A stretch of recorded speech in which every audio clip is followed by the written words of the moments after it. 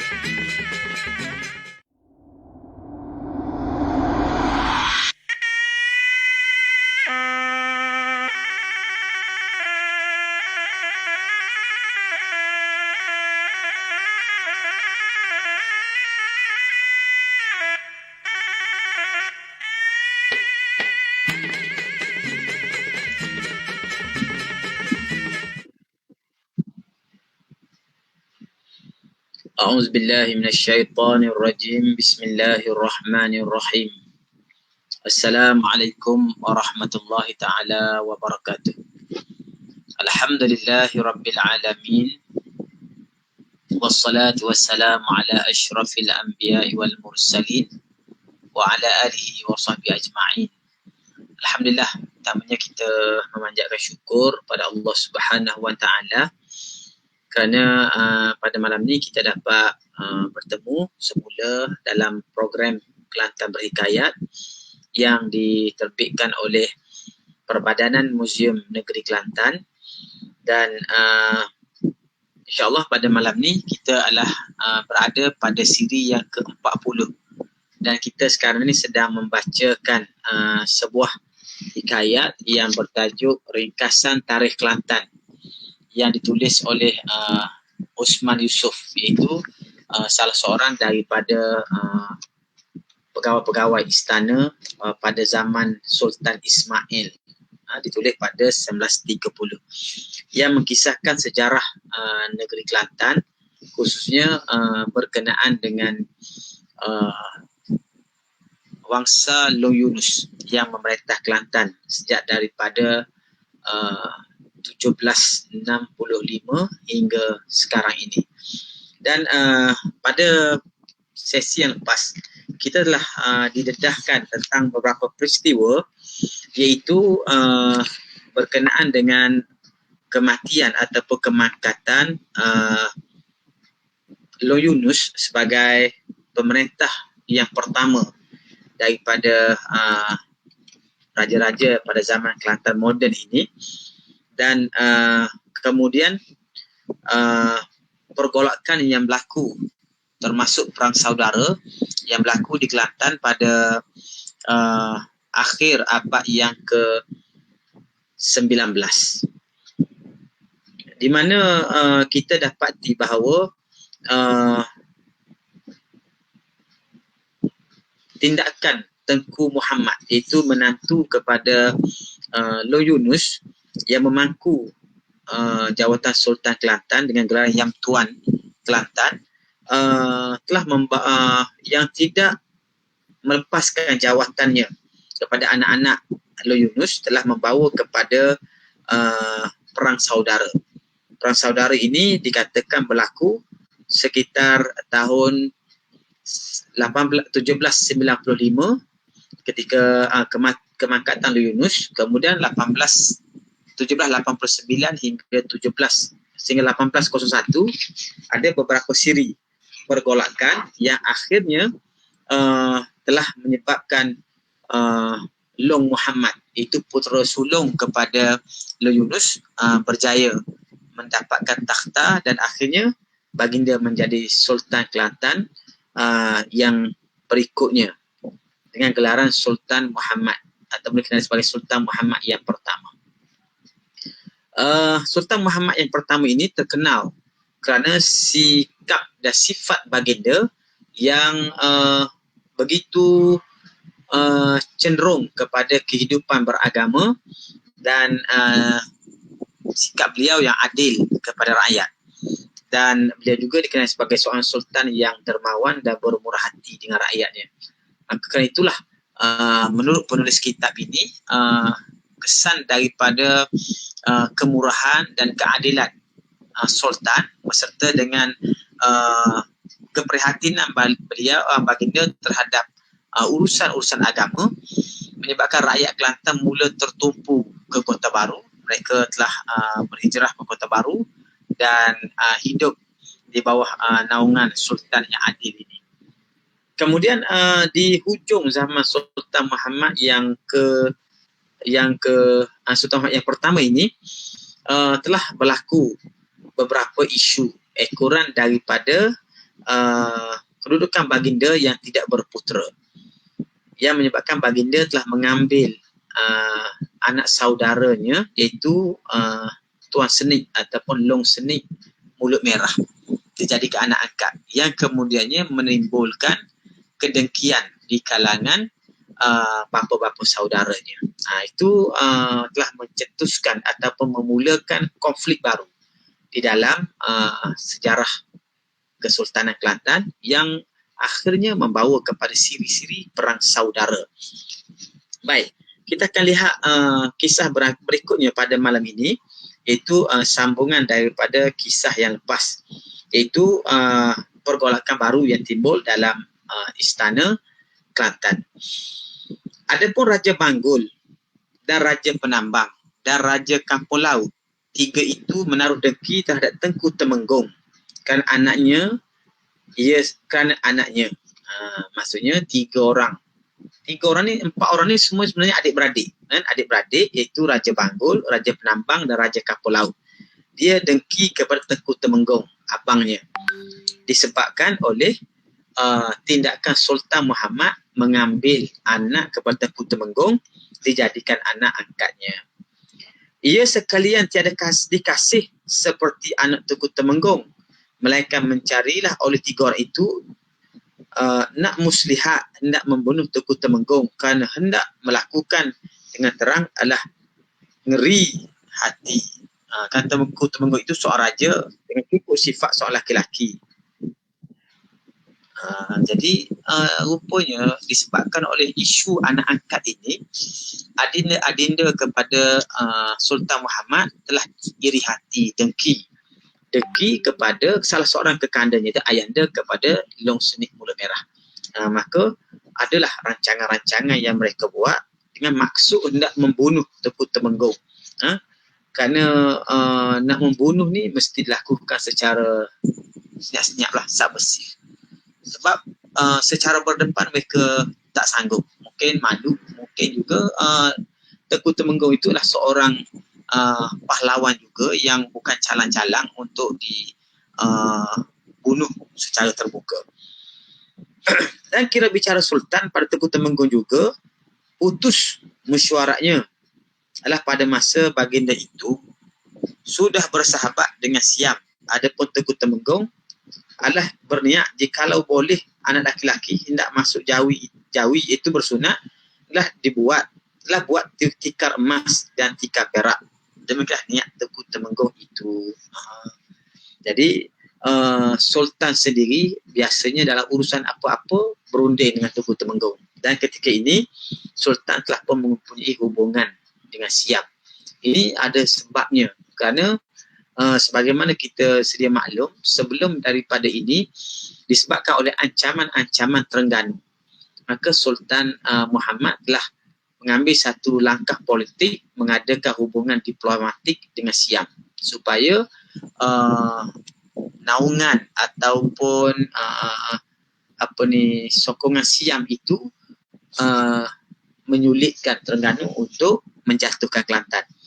Maka ketika itu Tengku Temenggung yang anaknya dipelihara oleh Sultan Kelantan telah berniat untuk membuat tikar daripada emas dan perak ketika hari uh, masuk jawi atau bersunat, hari berkhatan anak laki-lakinya itu. Maka dengan sebabnya itulah katanya, maka diminta pajak hulu galas kepada Sultan Muhammad, lalu diberinya. Jadi cara untuk mendapatkan wang bagi memenuhi niatnya itu untuk membuat tikar daripada emas dan perak, perlukan belanja besar. Jadi dia menghadap ke kandanya meminta diberikan pajak kawasan hulu Kelantan ataupun kawasan hulu galas, kerana di situ sebagaimana telah diketahui, terutama kawasan Pulai mengandungi emas yang banyak, dan memang lombong-lombong emas ketika itulah mula dibuka dengan meluas di kawasan Pulai. Maka diberinya, Sultan pun beri kepada Tengku Temenggung. Maka Tengku Temenggung pun mudiklah serta membawa bekal-bekal pergi mencari emas. Jika bekal habis, hilirlah mencari bekalnya. Demikianlah hilir mudik Tengku Temenggung itu berapa bulan lamanya. Jadi Tengku Temenggung itu beralih lah daripada Kota Baru ataupun daripada Pekalang Galuh ni ke Hulu Kelantan, ke Galas untuk terlibat dengan pelombongan emas. Kerana nak dapat kemas untuk dibuatkan tikar itu. Maka Raja Penambang dan Raja Kapal Laut dan Raja Banggul pun muafakatlah ketiganya mencari ikhtiar hendak membunuh Tengku Temenggung. Diupah Cina-Cina Hulu Galas supaya suruh membunuh Tengku Temenggung. Adalah berapa lamanya, lalu dibakar rakit Tengku Temenggung. Jadi satu strategi yang dibuat oleh raja yang bertiga ni, iaitu Raja Banggul, Raja Kapal Laut dan Raja Penambang, ialah dengan mengupah Cina-Cina di Hulu Galas itu, kerana di situ di Hulu Galas itu sudah banyak Cina-Cina yang bekerja ataupun melombong emas. Dan sebab kita sedia maklum sebelum ni, Cina-Cina itu telah mengambil upah daripada Long Muhammad untuk bersama terlibat berperang menghalau Tengku Muhammad daripada takhtanya. Jadi sekarang ni adinda-adindanya menggunakan Cina ini pula untuk membuat rancangan jahat terhadap Tengku Temenggung. Tengku Temenggung ni biasa nama penuh Tengku adalah Long Tan. Long Tan. Nama apa kita tak tahu, tapi biasa dikenal sebagai Long Tan.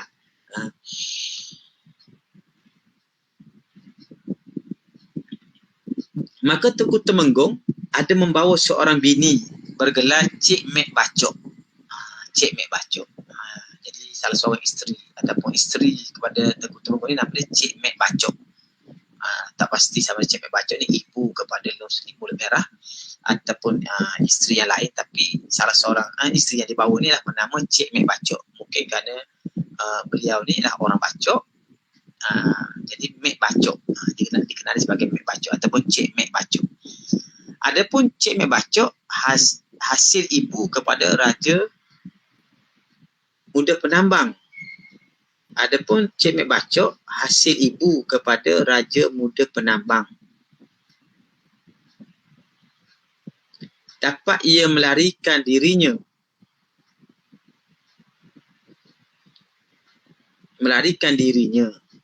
jadi ketika disebut sini, antara cara Cina tu membunuh Tengku Temenggung lah dengan dibakarkan rakitnya. Mungkin Tengku Temenggung ada dalam atas rakit ni ketika mereka bermudik ke hulu, tiba-tiba dibakar rakit tu.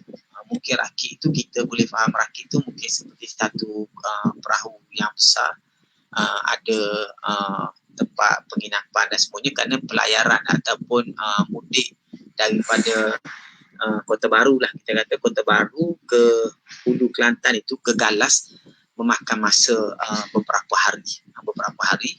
Mungkin ada tempat yang sempurna lah untuk seorang Tengku Temenggung ini berulang alik. Jadi apabila dibakar rakit ni, artinya Tengku Temenggung akan terperangkap di dalam tu, yang boleh menyebabkan beliau terbunuh. Sedangkan isteri Cik Mek Bacok disebutkan berhasil melarikan diri ketika kebakaran tu berlaku, boleh menyelamatkan diri lah. larikan diri. Tengku Temenggung hangus, adapun Cik Mek dibawa lari hilir menghadap Sultan. Jadi dalam peristiwa ni Tengku Temenggung ni rentung terbakar. Dan Cik Mek pula berjaya dibawa lari dan balik ke Kota Baru untuk menghadap Sultan. Setelah sampai dalam kota, lalu disembah hal perbuatan Cina dan kematian Tengku Temenggung sekaliannya. Maka diberitahulah pada Sultan kali itu. Setelah baginda mendengar hal demikian itu, memanggil orang-orang besar, orang besar-besar dan penghulu-penghulu. Setelah sampai orang besar dan penghulu, baginda pun bertitah dengan duka cita kepada orang besar, menyatakan kematian adindanya Tengku Temenggung dibakar oleh orang-orang Cina. Jadi Sultan ni bila mendengar peristiwa ni dipanggilkan semua pembesar-pembesar termasuk penghulu-penghulu, lalu diberitahu bahawa adindanya dibunuh dengan cara dibakar oleh orang-orang Cina di Galas. Jadi ini satu kita kata gerhana lah dalam kehidupan baginda Sultan, kedukacitaan baginda, kerana baginda memang sangat rapat dengan Tengku Temenggung, selalu menjadi rakan dia dalam perundingan-perundingan, bahkan anak Tengku Temenggung itu sendiri dijadikan anak angkatnya. Lalu disuruh penghulu kerahkan rakyat sekalian mudik selalu. Maksudnya Tengku Temenggung Sultan telah mengarahkan semua penghulu-penghulu kumpulkan rakyat dan bersegera mudik ke hulu. Tujuannya untuk balas dendam. Hukumnya sekalian Cina disuruh bunuh semuanya mana yang ada di Galas. Artinya Sultan telah arahkan supaya semua orang Cina yang ada di Galas dibunuh dengan tidak dikirakan lagi siapa mereka. Janji Cina semua kerana pembunuhan Tengku Temenggung itu dilakukan oleh orang Cina. Bukan seorang lakukan ini secara ramai-ramai.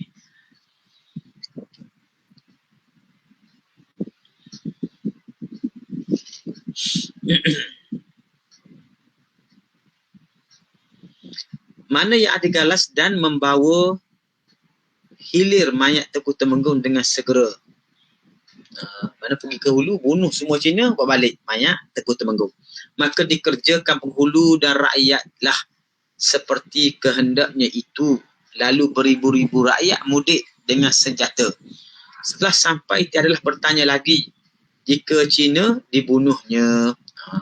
Maka rakyat-rakyat yang dibawa oleh penghulu ni sampai ke hulu Sungai Kelantan, hulu Galas ni, asal jumpa je Cina bunuh dengan tak ditanyakan lagi. Janji dia Cina bunuh. Ini macam tindakan balas Sultan lah terhadap pengkhianatan yang dilakukan oleh orang-orang Cina terhadap pihak baginda Sultan. Maka banyaklah mati Cina beratus-ratus dan setengah mencari mayat Tengku Temenggung. Maka bertemulah kepalanya sahaja. Sebab dikenalnya kepala Tengku Temenggung itu kerana pada zaman itu Tengku Temenggung seorang sahaja dalam negeri Kelantan ini yang bertatah giginya, maknanya gigi emas, pakai gigi emas. Lalu diambil bawa hilir kepalanya sahaja, badannya habis hangus, hancur. Ada tatah gigi pada zaman itu, dikorek dan dapati masak.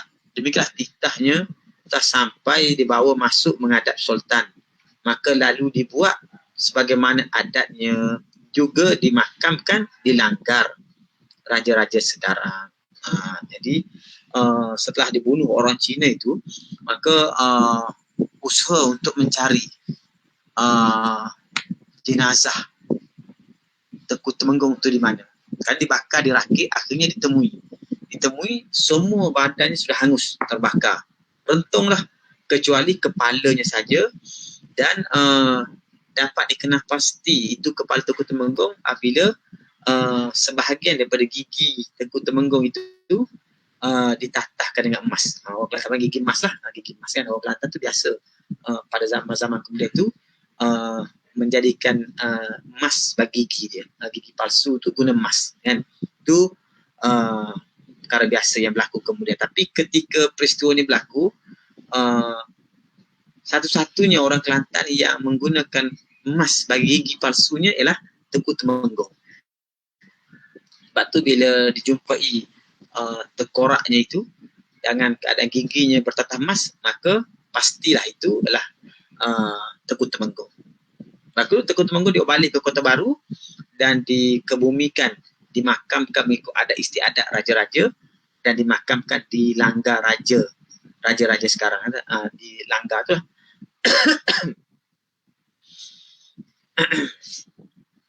Maka digelar orang Temenggong kena bakar.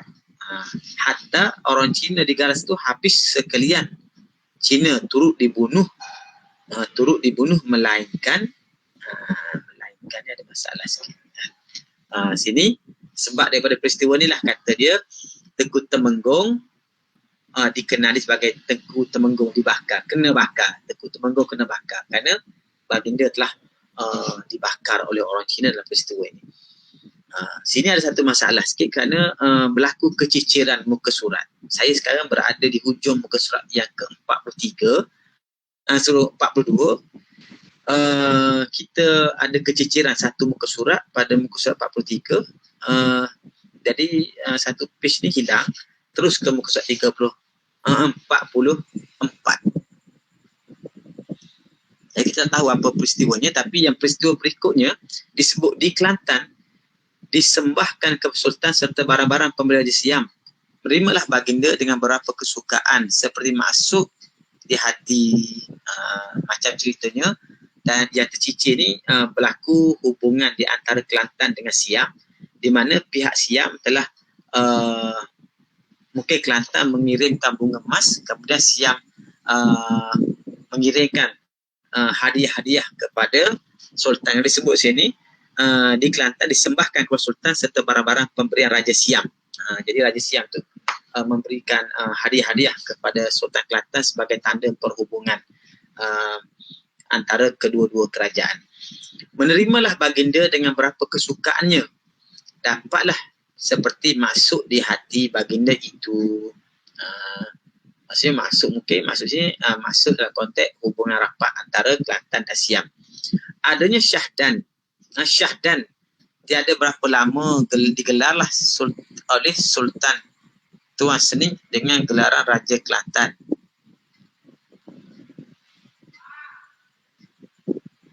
Oh, ni sudah mangkat ni Sultan ni.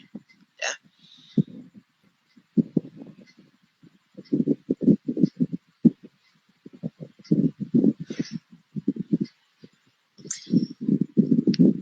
Syahdan tiada berapa lama digelarlah oleh Sultan Tuan Seni dengan nama Raja Kelantan.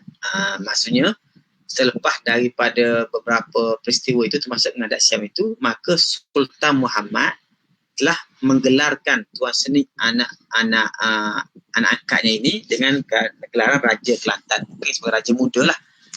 Sultan Muhammad jadi Sultan, dia jadi Raja.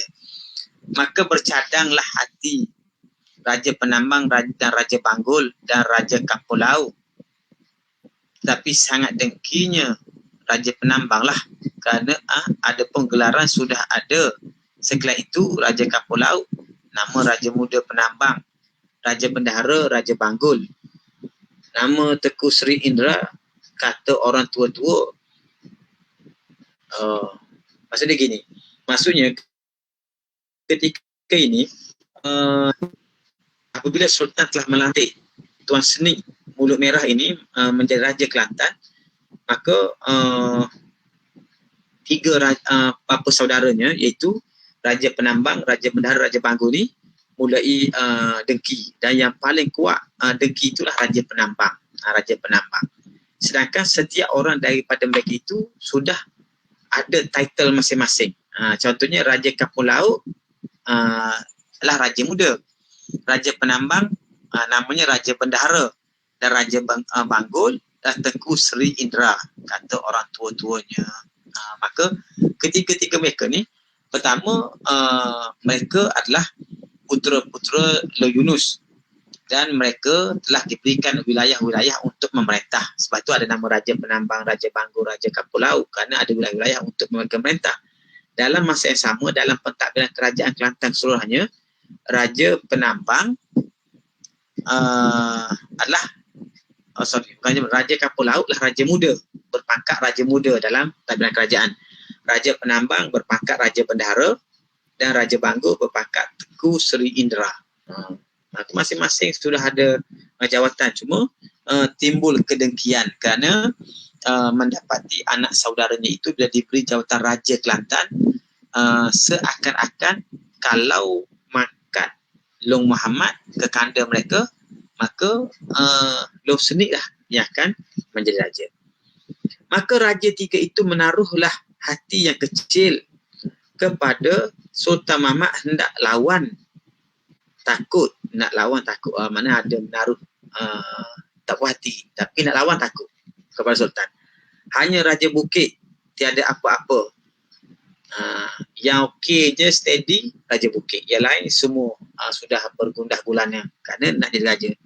Adalah berapa lamanya maka sampailah hukum Allah ke atas hambanya, lalu kembali ke rahmatullah Ta'ala. Sultan Muhammad meninggalkan negeri yang fana, kembali ke negeri baka. Maka berkabunglah rakyatnya. Maka dikerjakan oleh Raja Kelantan bagaimana adat raja-raja, demikianlah. Lalu dimakamkan di Langgar juga. Adalah baginda itu digelar orang marhum mandul, iaitu Sultan Muhammad yang pertama di dalam negeri Kelantan adanya. Jadi sampai satu masa di sebalik pergolakan ataupun kedengkian yang ada dengan adik-beradiknya itu, sampai satu masa maka mangkatlah Sultan Muhammad yang pertama itu. Mangkat disebutkan baginda ni mangkat sekitar tahun 1836. Mangkat Sultan Muhammad 1836, artinya baginda memerintah selama 35 tahun. 35 tahun daripada 1801 sampai 1836. Maka selepas mangkat baginda, lalu dikebumikanlah baginda dia, dimakamkan di Langgar dan dikenali sebagai marhum mandul. Maka tersebutlah Raja Penambang dan Raja Banggur dan Raja Kapur Laut masing-masing perintahlah tiada dihirau kepada Raja Kelantan. Raja Kelantan tu maknanya Tuan Seni Mulut Merah itu. Dia tak peduli dah pada anak saudara dia, tiga-tiga raja ini. Apa-apa suka dibuat semuanya. Demikianlah serta muafakat tiga itu minta pada Raja Siam hendak menjadi raja. Salah satu lalu dihantarkan surat kepada Siam adanya. Jadi tiga orang putera yang dikenal sebagai Raja Bendahara, Tengku Seri Indra dan Raja Muda ini nak menjadi raja, mengambil takhta. Jadi dikirimkan salah seorang pembesar kepada Raja Siam untuk mendapat endorsement lah, kita katakan, mendapatkan pengesahan daripada Siam tentang kedudukan mereka. Artinya di sini sudah berlaku persaingan. Pertama, tiga orang ayahanda saudara ini yang telah membuat mengadakan siasah mereka sendiri untuk menjadi raja dan mengirimkan wakil mereka menghadap Raja Siam. Kemudian satu pihak lagi ialah Raja Kelantan itu. Raja Kelantan itu Long Senik Mulut Merah yang telah ditabalkan terlebih dahulu oleh Sultan Muhammad sebagai Raja Kelantan. Bukan sebagai Sultan, tapi sebagai Raja. Jadi dengan kedudukan sebagai Raja itulah dianggap sebagai pewaris akan mewarisi tahta itu. Adalah Raja Kelantan duduklah berkira dengan Pok Nik Yahya. Pok Nik Yahya ni seorang pembesar Kelantan yang muncul pada ketika ini. Ada setengah riwayat mengatakan Pak Nik Yahya ni adalah sebenarnya seorang pembesar yang berasal daripada Sumatera. Pada Sumatera, dan beliau mempunyai hubungan yang rapat dengan Sultan, lalu dilantik menjadi salah seorang wazir dalam kerajaan Sultan Long Senik Mulut Merah. Adalah Raja Kelantan duduklah berkira dengan Pak Nik Yahya nak buat surat hantar ke Siam, kerana pada masa itu Raja Kelantan miskin sebab sangat kesusahan. Jika Raja Kelantan pergi ke penambang, ditikam, digarang macam-macam lah perbuatan rakyat. Jadi ketika ni oleh kerana Sultan ni terlalu miskin, Raja terlalu miskin. Ialah kerana ayahandanya sudah meninggal, berlaku siri peperangan dan sebagainya. Lalu dia berpakat dengan Pak Nik Yahya ni atau Pak Nik Yah ni untuk menulis surat dan dikirimkan ke Raja Siam. Sedangkan Raja Kelantan tu kalau pergi ke penambang, ditikam dan digarang macam-macam perbuatan rakyat. Maknanya dia ni kalau tak boleh pergi ke kawasan penambang, kerana penambang tu ada raja dia, Raja Penambang. Jadi orang-orang di penambang tu nak membunuh beliau. Raja Penambang nak ditikam dan digarang macam-macam perbuatan rakyat Raja Penambang. Dia anak buah Raja Penambang lah. Raja Penambang akan bertindak kasar terhadap baginda. Maka rakyat-rakyat balik sembah kepada Raja Kelantan. Apabila Raja Kelantan menyuruh orang persembahkan diam sahaja 3 kali. Demikian Raja Kelantan pun sangat susah. Kat sini rakyat Raja Kelantan, apabila Raja Kelantan menyuruh orang persembahkan, diam saja. Maknanya arahan-arahan yang diberikan oleh Long Senik Ular Merah tak dihiraukan, tidak dihiraukan oleh rakyat. Maka raja pun sangatlah susah. Jelah jadi raja memberi titah-titah yang tak dipedulikan oleh rakyat. Maka Pak Nik Yahya pun sangatlah kesihan kepada Raja Kelantan. Lalu dipersembahkan, silalah tuanku ambil harta mana yang tuanku suka, tuanku yang ada pada patik. Apa-apa kerja silalah raja buatkan. Jadi Pak Nik Yahya ni menawarkan harta-harta yang dia ada, kerana Long Senik Ular Merah itu tidak berharta. Ayahandanya mati lebih awal, dan ketika kemangkatan Sultan itu berlaku pergolakan dalam istana. Jadi Pak Nik Yahya ni menawarkan harta dia untuk digunakan oleh Sultan. Jadi gamaknya zaman dulu kalau arahan-arahan diberi dan sebagainya tanpa upah, maka orang tak pedulikan. Maka Raja Kelantan pun membuat surat serta diiringi dengan hartanya, tanda kepala mayat Sultan Muhammad. Lalu disuruh dibawa menghadap Raja Mahapesar Siam. Dengan harta Pak Nik Yahya itulah Sultan telah menguruskan jenazah Sultan Muhammad dan dikirimkan surat kepada Raja Siam. Demikianlah adapun rakyat Raja-Raja Kelantan selalulah mengadu halnya ditikam dan digodam oleh orang penambang. Jadi sini kita perlu faham bahawa oleh kerana wilayah-wilayah di Kelantan itu sudah dibahagi-bahagikan. Kampung Laut ada seorang raja. Jadi orang Kampung Laut tu dikirakan sebagai rakyat Raja Kampung Laut. Orang penambang tu rakyat Raja Penambang. Jadi dalam hal ini bila Raja Kelantan ni, rakyat mereka mengadu tentang masalah kezaliman yang berlaku. Misalnya kalau Raja Kelantan, dia rakyat Long Senik ni kalau pergi ke penambang, orang penambang akan aniaya mereka, sama ada digodam, disebut digodam. Digodam tu dipukul lah, kita digodam dan ditikam oleh orang penambang. Maka Raja Penambang pun melaranglah rakyat tidak pergi ke penambang. Jika rakyat penambang mari, suka hatimu lah, semualah. Suka hatimu, semualah. Jadi itulah konflik yang sudah tercetus. Raja Penambang larang, jangan datang ke penambang, takut rakyat dia belasah. Tapi kalau orang penambang tak pergi, tak apa. Maka berselisihlah rakyat Raja Kelantan dengan rakyat Raja Penambang. Makin lama besarlah pergaduhan rakyatnya itu. Dah gaduh-gaduh rakyat ni, pengikut Raja Penambang dengan pengikut Long Senik Ular Merah dah bergaduh. Lalu raja sama raja pula masing-masing mengeluarkan ubat pelurunya, membuat kubulah, musuhlah antara keduanya. Terhentilah perkataan orang berperang itu, maka tersebutlah surat telah sampai. Lalu dibawa menghadap Raja Mahapesar, dan orang penambang pun sampai juga. Maka diterima Raja Mahapesar sekaliannya, dilihat surat Raja Penambang minta jadi raja. Salah satu Raja Kampung Laut dan Raja Banggul. Demikianlah adanya. Jadi dalam suasana di Kelantan tu sendiri ketika ini berlaku pergaduhan di antara pengikut-pengikut Raja Penambang dengan pengikut Raja Kelantan. Di sebalik pergaduhan rakyat ini antara raja-raja ni sendiri, mereka masing-masing kalau kita kata memberi dorongan lah supaya konflik itu nanti akan memberi keuntungan apabila mereka terpilih menjadi raja. Itu satu hal. Di satu hal yang lain, utusan yang dikirimkan oleh Raja Kelantan dan juga oleh Raja Penambang ni, kedua-duanya telah sampai kepada Raja Maha Besar, ini Raja Siam. Lalu apa yang diutuskan oleh Raja Penambang itu ialah meminta menjadi raja.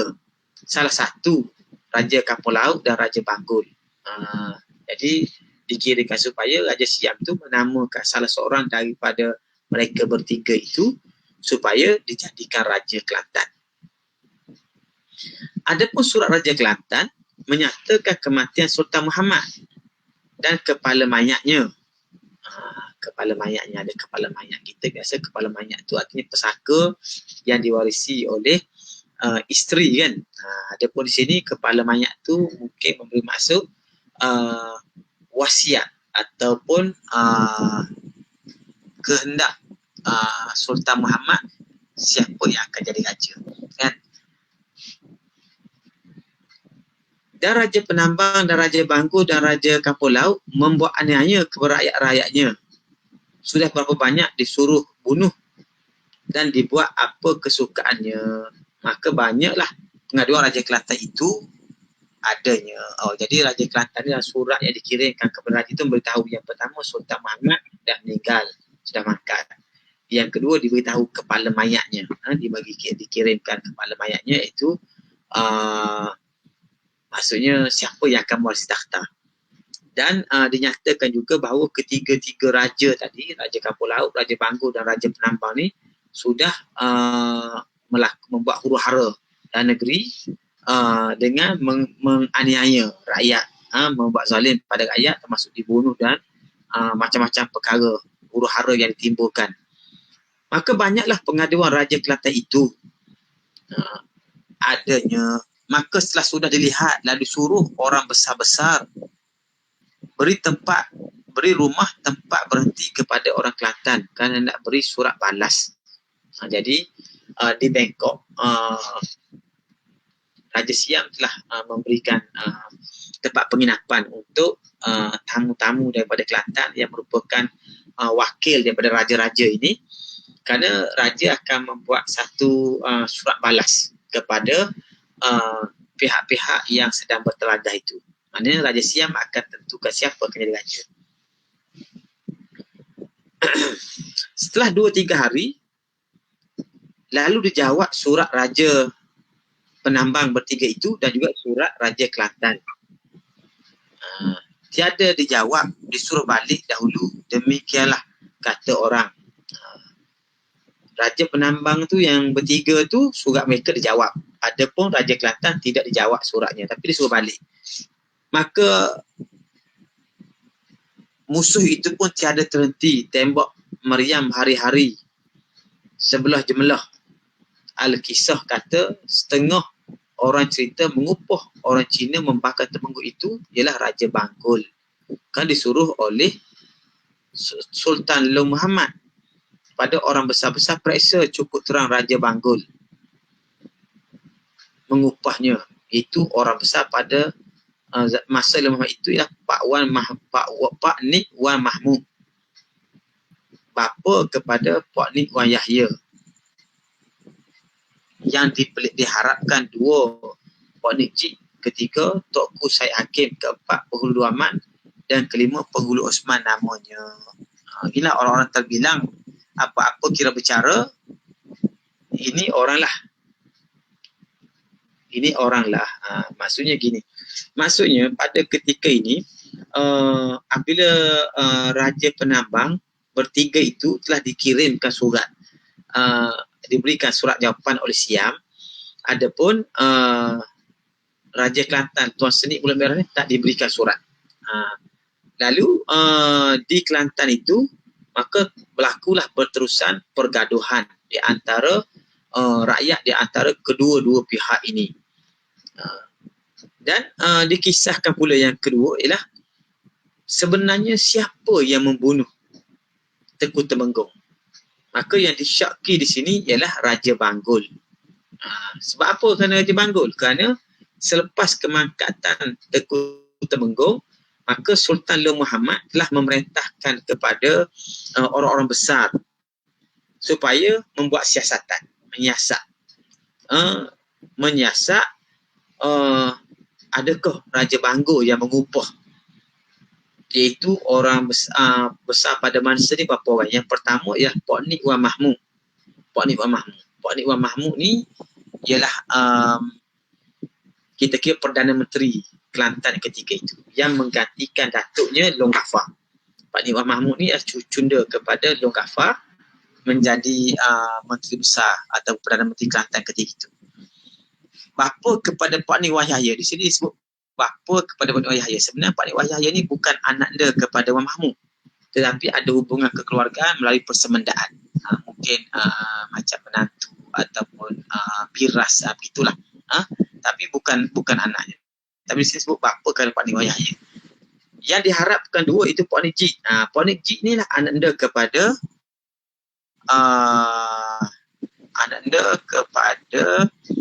salah seorang pembesar ketika ini, itu Wan Yusof.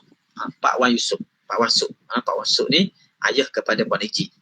Ketika Tokku Syed Jaafar Hakim, ini Syed Jaafar ni ialah hakim ketika ini.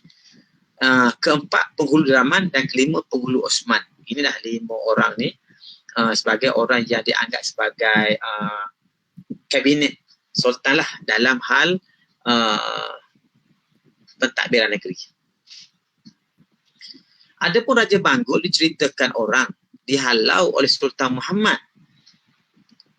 Sudah apabila ia mendengar Sultan Muhammad mangkat, kembali ke Banggul pula. Demikian cerita orang adanya. Rupanya pada ketika ini, oleh kerana berlaku pergolakan yang menyebabkan pembunuhan Tengku Temenggung, Sultan telah menghalau Raja Banggul daripada Kelantan. Katanya beliau telah berundur ke salah sebuah negeri di wilayah Patani, di sekitar Nonci gitu, ataupun Saiburi. Kemudian bila mendapat perkhabaran bahawa Sultan Muhammad telah mangkat, Raja Banggul ni cepat-cepat balik. Raja Banggul ni saya nama je Long Jenau.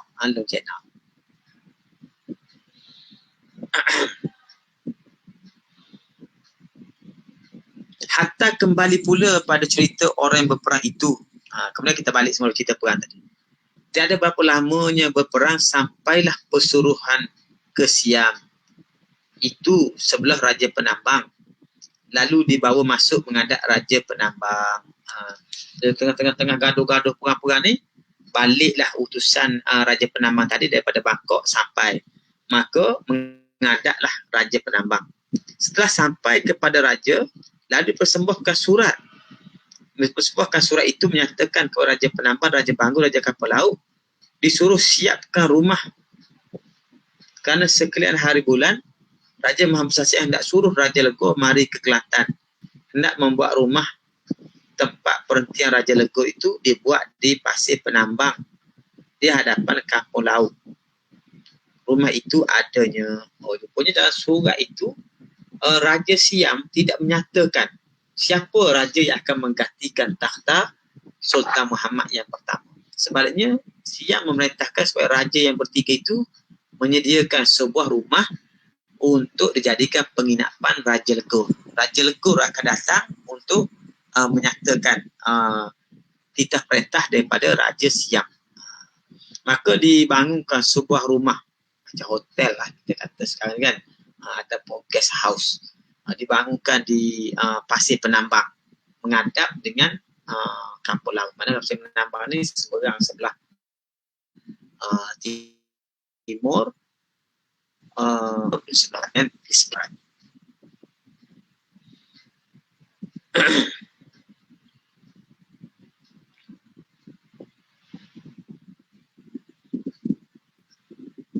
Maka Raja Penambang muafakatlah ketiganya. 3 orang itulah, Raja Penambang, Raja Banggur dan Raja Kapal Laut. Muafakat ketiganya menyuruh rakyat membuat rumah tempat perhentian Raja Legor. Itu di Pasir Penambang, di hadapan Kapal Laut. Rumah itu adanya Syah dan orang Raja Kelantan pun masuk menghadap rajanya, mempersembahkan. Raja Mamsa suruh balik, hendak kemudian suruh orang besar mari sendiri.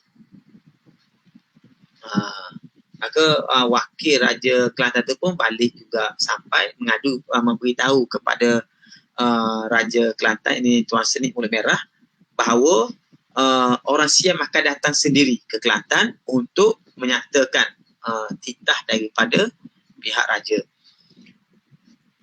Maka Raja Kelantan pun bermesyuarat dengan Pak Nik Yahya serta orang besar-besar. Maka disembah Pak Nik Yahya, biarlah kita melihat dahulu masakan dibiar oleh Raja Besar negeri Huru Hara, dan lagi hendak khabaran Raja Besar hendak suruh Raja Legor mari, kerana Raja Penambang 2-3 hari rakyat membuat rumah di Pasir Penambang itu. Maka kata Pak Nik Yahya, biarlah kita tunggu dulu, sabar dulu, kita tengok nanti Raja Siam nak macam mana, takkan Raja Siam nak biarkan je negeri Huru Hara. Lagipun sekarang ni Raja Legor akan datang, sebab itulah Raja Penambang sedang setengah menyiapkan tempat tinggal dia. Maka masing-masing berdiamlah menanti, hendak melihat dahulu. Adapun perang itu tiada berhenti hari-hari. Jadi rupanya semenjak daripada mangkaknya Sultan Muhammad sehingga peristiwa-peristiwa ini, peperangan terus berlaku tanpa henti-henti. Terus berperang lagi. Raja Kelantan sendiri pun tak boleh berbuat apa-apa kerana menunggu titah perintah daripada Raja Siam. Adapun raja yang bertiga tadi sedang mempersiapkan tempat untuk Raja Legor itu datang, menentukan siapa rajanya. Demikianlah adanya. Maka tersebutlah orang membuat rumah itu pun sudahlah dilikung dengan pagar 3 lapis seperti kota. Dia buat rumah siap, kemudian buat kota 3 lapis. Dan lain-lain lagi siapannya, kerana pada fikir Raja Penambang tentu dapat ia menjadi raja. Bertambah pula mendengar khabar surat Raja Kelantan tidak berjawab. Jadi Raja Penambang ni dah berangan panjang dah. Rasa-rasa dia jadi raja. Mungkin rumah yang dibuat itu siap dengan pagar kota itu, dengan harapan bila Raja Legor tu balik boleh dijadikan istana dia. Dijadikan istana tempat beliau memerintah. Mungkin begitulah. Tapi Raja Penambang itu perangan-rangan lah untuk menjadi raja. Bila dia mendapat tahu bahawa surat yang dikirimkan oleh Raja Kelantan Tuan Senik ini tidak dijawab oleh Siam, maka sangat kesukaanlah pada hatinya. Setelah sampailah masa hari bulan hendak sampai Raja Legor itu, maka pergaduhan itu pun berhenti. Setelah didengar oleh Raja Kelantan, esok hari Raja Legor hendak sampai itu, menantilah rasa sahaja. Jadi oleh kerana Raja Legor datang ni, dia akan tinggal di rumah yang disediakan oleh Raja Penambang. Raja Penambang tu bergembiralah, dia anggap itu sebagai pengiktirafan kepadanya. Adapun Raja Kelantan, dia pun tak dapat buat apa, tunggu je lah macam mana keputusan. Sedangkan rakyat yang bergaduh tu terpaksa berhenti sekejap bergaduh kerana kedatangan Raja Legor. Maka Raja Penambang pun mengerahlah hamba rakyatnya dan orang besar-besar di bawahnya nak menyambut Raja Legor. Nak menyambut Raja Legor itu. Setelah keesokan hari, berhimpunlah sekalian rakyat, sekalian hamba rakyatnya dan orang besar-besar di bawahnya menanti menyambutnya. Adapun Raja Kelantan dan Pak Nik Yahya menanti mendengar khabaran sahaja. Demikianlah setelah sampai Raja Legor, disambut Raja Penambang dan Raja Banggur dan Raja Kapal Laut beserta beratus rakyat memikul lembingnya. Setelah sampai ke rumah perhentian rumah keperhentian, lalu jamu makan minum Raja Legor itu dimuliakan dengan berapa kesukaan. Setelah 2 hari 1 malam, maka menyambutlah Raja Legor akan Raja Penambang dan Raja Kapal Laut dan Raja Banggur pada malam yang kedua ke rumah perhentian. Kan hendak berbicara ketetapannya. Jadi Bila Raja Legor ni sampai, semua buat majalah sambutan, meraihkan, siapkan makanan dan sebagainya, selama 2 hari 1 malam. 2 hari 1 malam. Jadi Raja Kelantan tu sendiri, Lor Seni, terpaksa menanti apakah nanti keputusan yang dibuat oleh Raja Siam. Adapun raja yang bertiga tadi membuatlah majlis sambutan, keraian dan sebagainya, sehingga akhirnya Raja Legor itu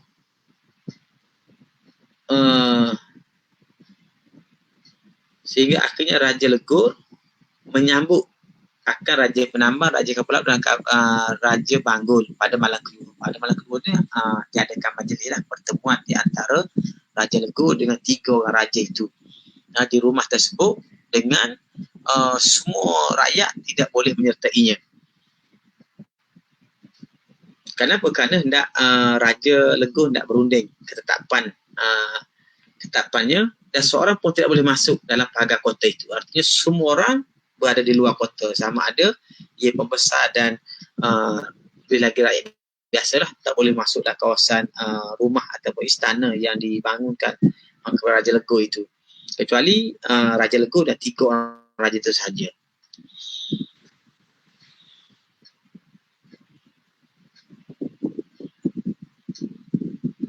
Setelah malam, pergilah Raja Penambang, Raja Kampung Laut dan Raja Banggul ke rumah perhentian Raja Legor itu. Setelah sampai, lalu dibuang sekalian senjatanya, diberi kepada hamba-hamba sekalian mata-mata Siam pun menjaga pintunya. Jadi rupanya bila Raja bertiga sampai, dilucukkan semua senjata-senjatanya, diserahkan kepada pengawal-pengawal Siam itu. Adapun orang lain tidak boleh masuk ke kawasan kota tersebut.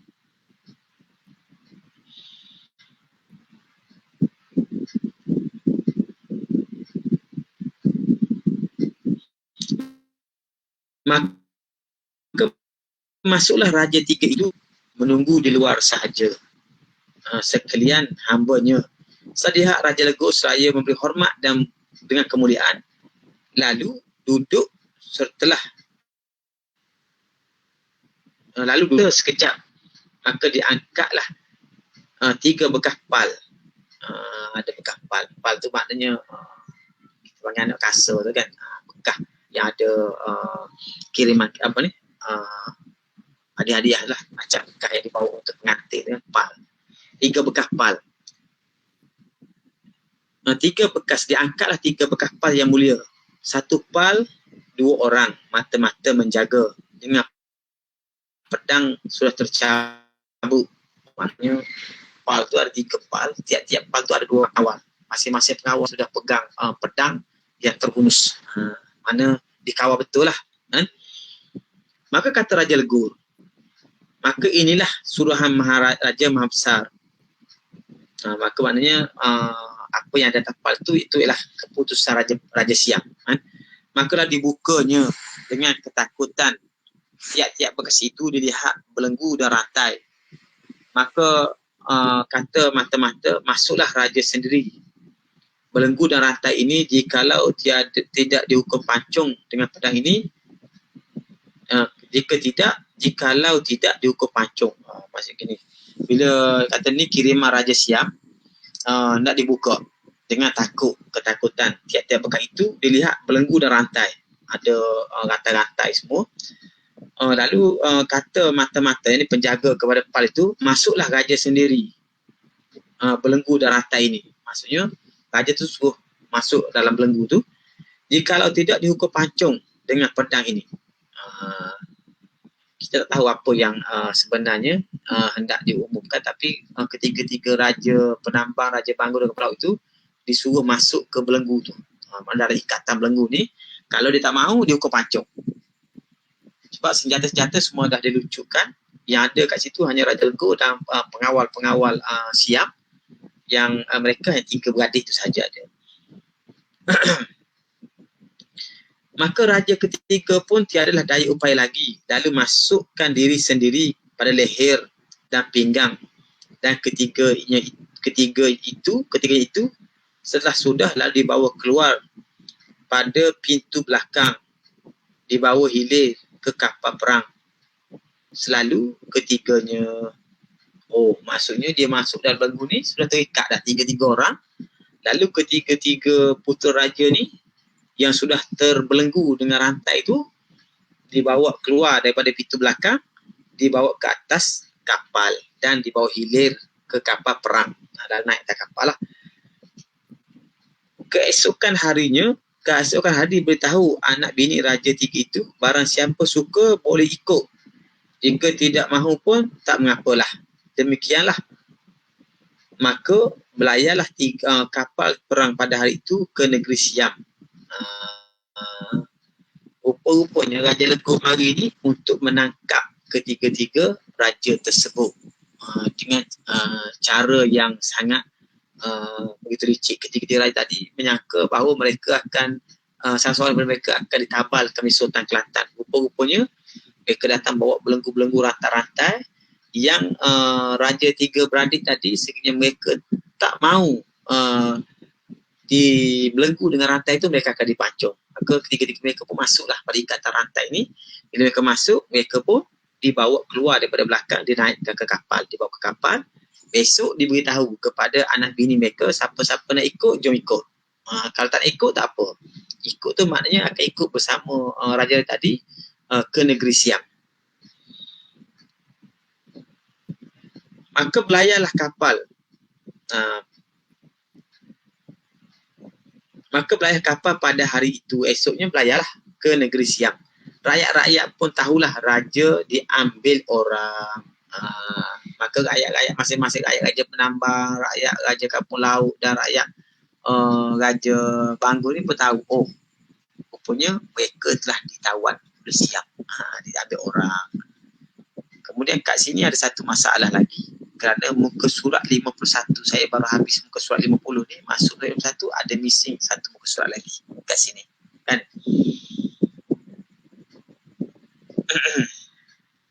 Kemudian pada muka surat 52, kisah yang berikutnya disebutkan. Negerinya dalam perintahan Raja Kelantan Tuan Senik adalah yang maha mulia itu tiada isteri yang gahara, iaitu bangsa raja. Lalu diminta anak Raja Bukit, iaitu saudara sepupu pangkat dengan yang maha mulia itu, maka diperkenankan oleh Raja Bukit permintaan raja itu setelah sampai pada ketika yang baik. Yang baik pun molek lalu dikahwinkan yang mulia itu dengan puteri Raja Bukit. Setelah berapa lamanya digelar isterinya itu raja perempuan, dan paduka adinda yang maha mulia itu Tuan Bongsu digelar Raja Muda Kelantan. Lalu dibuat kampung penambang. Maka Raja Muda pada hari-hari mendatang, hari-hari datang menghadap paduka kekanda serta orang besar-besar, bicarakan adat negeri dan rakyat sekaliannya dengan berapa lamanya. Rupanya mungkin bahagian yang tercicir ni mengkisahkan bagaimana Tuan Senik Pulut Merah itu menerima pengiktirafan daripada Siam untuk menjadi Raja Kelantan. Jadi di sini Tuan Senik telah menjadi Raja Kelantan, sedangkan baginda sendiri belum beristeri. Lalu baginda pun meminta kepada bapa saudaranya Raja Bukit supaya puteri Raja Bukit itu, yang sepupu kepada Tuan Senik, dijadikan isterinya. Artinya perkahwinan sepupu. Lalu berkahwinlah baginda berdua dan isterinya itu digelar Raja Perempuan atau paduka adinda. Dan salah seorang daripada adinda kepada Tuan Senik bernama Tuan Bongsu digelarkan Raja Muda Kelantan. Jadi sebenarnya Raja Senik itu ada beberapa orang adik-beradik, termasuklah salah seorangnya ialah Tuan Bongsu, dijadikan Raja Muda. Lalu dibuat kampung di penambang. Maka di kalangan mereka itulah sekali penambang terlibat dalam urusan pentadbiran kerajaan, berunding dengan Senik apa semua itu ialah Raja Muda. Al-Kisah maka tersebutlah perkataan Raja Penambang dan Raja Kampung Laut dan Raja Banggul. Setelah berapa tahun duduk di Bangkok, lalu diserahkan ke Raja Banggul, kepada Raja Legor. Rupa-rupanya ketiga-tiga raja yang ditawan tadi dihantar ke Bangkok, dan mereka pun kita kata tinggal di Bangkok lah, ataupun ditahan di Bangkok, sehingga akhirnya beberapa tahun kemudian Raja Siam telah menyerahkan semula ketiga-tiga raja ni kepada Raja Legor. Sudah kita dapat faham bahawa tujuan Raja Siam berbuat demikian supaya kekecohan yang berlaku dalam negeri Kelantan itu dapat diredakan apabila ketiga-tiga raja yang berebut tahta itu diambil oleh Siam, dibawa ke Bangkok, maka yang tinggal kekal berkuasa di Kelantan itu ialah Raja Kelantan Aput ataupun Tuan Senik Mulut Merah. Adapun tiga orang bapa saudaranya yang berebut tahta itu, bila mereka dibawa ke Bangkok, maka tamatlah pergolakan ataupun persaingan tersebut. Maka di situ kita dapat lihat bagaimana siasah ataupun tindakan politik yang dilakukan oleh Siam dengan tujuan untuk meredakan pergolakan politik yang berlaku di Kelantan.